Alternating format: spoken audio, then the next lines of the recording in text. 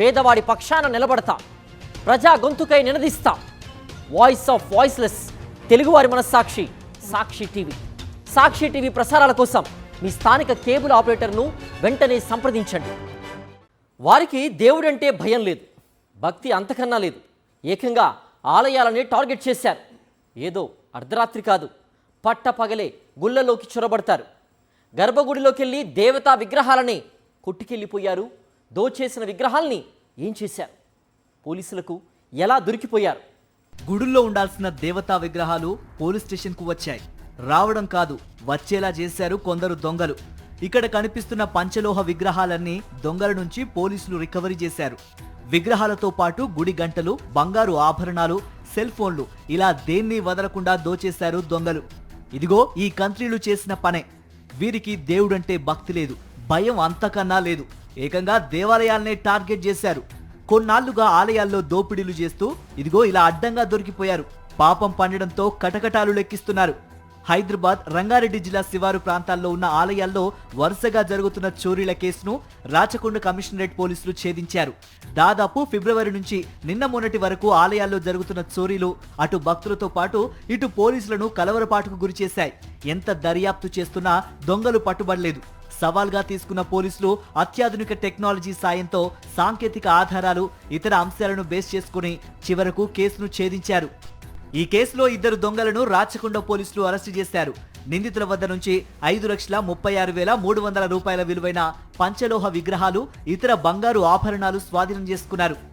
వీళ్ళు కంటిన్యూస్ గా అఫెన్స్ చేయడం కోసం అని చెప్పేసి ఒక వెహికల్ ఉంటే బాగుంటది, బైక్ ఉంటే బాగుంటుంది, ఒక ఉప్పల్లో ఒక వెహికల్ లిఫ్ట్ కూడా చేశారు. ఒక మోటార్ బైక్ కూడా దొంగతనం చేయడం జరిగింది.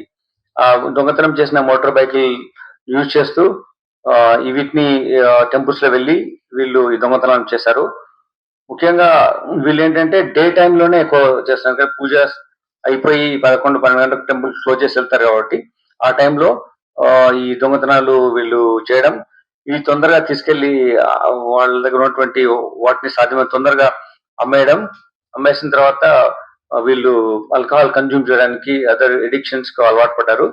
ఈ నేరం చేసేటప్పుడు ఎప్పుడు కూడా వీళ్ళు మద్యం ఇన్ఫ్లుయెన్స్ లో ఉండి ఈ నేరం చేశారు. వీళ్ళు వరుసగా దేవాలయాల్లో చోరీలకు పాల్పడుతున్న నిందితులిద్దరూ ఏపీకి చెందిన పాత నేరస్తులేనని పోలీసులు తేల్చారు. ఈ దొంగలిద్దరిని కె శివానంద, షేక్ హమ్ షరీఫ్ గా గుర్తించారు. ఈజీ మనీ, జల్సాల కోసం ఆలయాల్లో చోరీలకు పాల్పడుతున్నారు. ఫిబ్రవరి 27 నుండి జూన్ 30 మధ్యకాలంలో యాచారం, ఇబ్రహీంపట్నం, అబ్దుల్లాపూర్ మెట్ పరిధిలోని 6 ఆలయాల్లో చోరీలు చేశారని విచారణలో తేలింది. సిరీస్ ఆఫ్ అఫెన్సెస్ అవడం ఈ మధ్య టైంలో టోటల్ ఈ 14 ఐడల్స్ మనం సీజ్ చేయడం జరిగింది. సో ఒక టీమ్ ఫామ్ చేశాం. బట్ షార్ట్ టైమ్ లోనే ఆల్ కేసు డిటెక్ట్ అయినాయి. ఇవి చేయడం మూలంగా ఒక ఇంపార్టెంట్ గ్యాంగ్ ను మనము అరెస్ట్ చేయడం. ఇవి ఇంటర్నేషనల్ మార్కెట్ లో చాలా వాల్యూ ఉంటుంది, పంచలో విగ్రహాలు కాబట్టి. వీటికి ఇంత ఎక్కువ వాల్యూ ఉన్న విగ్రహాలను మనం సీజ్ చేసినందుకు నేను అభినందిస్తున్నాను. సో టెంపుల్ లో కూడా రిలీజియస్ సెంటిమెంట్స్ అన్నిటిని మనం ఎంతో రిలీజియస్ ఫేవర్ తో చేస్తుంటాం. అవన్నీ ఉంచాలనుకుంటే తప్పకుండా ఇవి ask you to have CC cameras. All the place of worship మీరు సీసీ కెమెరా ఏర్పాటు చేయాలి. ఆలయాల నుంచి దొంగిలించిన పంచలోహ విగ్రహాలను చెన్నై, ముంబైలోని స్మగ్లర్లకు అమ్మేస్తున్నట్లు తెలుస్తోంది. అటు నుంచి విదేశాలకి కూడా ఈ పంచలోహ విగ్రహాలు వెళ్తున్నాయని పోలీసులు అనుమానిస్తున్నారు.